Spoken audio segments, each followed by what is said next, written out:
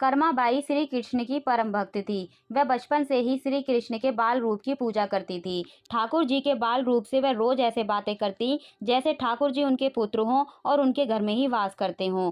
एक दिन कर्माबाई की इच्छा हुई कि ठाकुर जी को फल मेवे की जगह अपने हाथ से कुछ बनाकर खिलाऊं। उन्होंने जगन्नाथ प्रभु को अपनी इच्छा बतलाई। भगवान तो भक्तों के लिए सर्वथा प्रस्तुत है। प्रभु जी बोले, माँ जो भी बनाया हो वही खिला दो, बहुत भूख लगी है। कर्माबाई ने खिचड़ी बनाई थी। ठाकुर जी को खिचड़ी खाने को दे दी।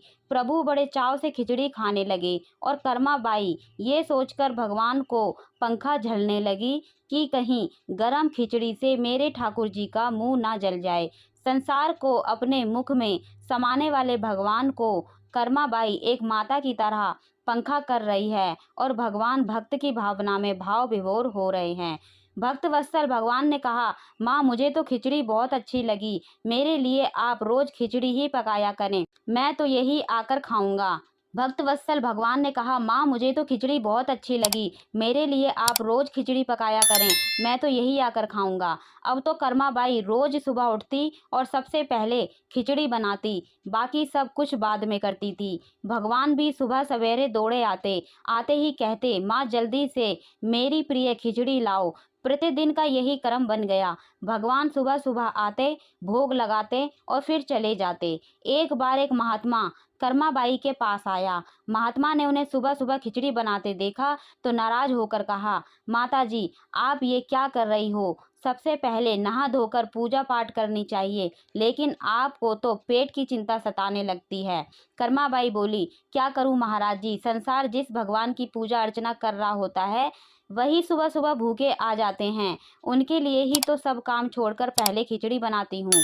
महात्मा ने सोचा कि शायद कर्माबाई की बुद्धि फिर गई है। ये तो ऐसे बोल रही है जैसे भगवान इसकी बनाई खिचड़ी के ही भूखे बैठे हों।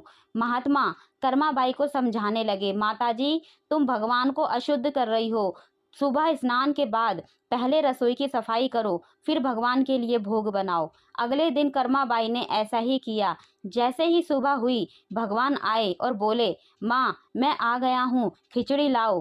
कर्माबाई ने कहा, प्रभु अभी मैं स्नान कर रही हूँ, थोड़ा रुको। थोड़ी देर बाद भगवान ने फिर आवाज लगाई, जल्दी करो माँ, मेरे मंदिर के पट खुल जाएंगे, मुझे जाना है।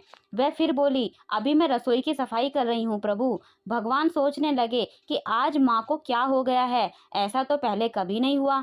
फिर जब कर्माबाई ने खिचड़ी परोसी तब भगवान ने झटपट करके जल्दी जल्दी खिचड़ी खाई, परंतु आज खिचड़ी भी रोज वाले भाव का स्वाद भगवान को नहीं लगा था। फिर जल्दी जल्दी भगवान बिना पानी पिए ही मंदिर में भागे। भगवान ने बाहर महात्मा को देखा तो समझ गए, अच्छा तो ये बात है, मेरी माँ को ये पट्टी इसी ने पढ़ाई है। अब यहाँ ठाकुर जी के मंदिर के पुजारी ने जैसे ही मंदिर के पट खोले तो देखा भगवान के मुख पर खिचड़ी लगी हुई है।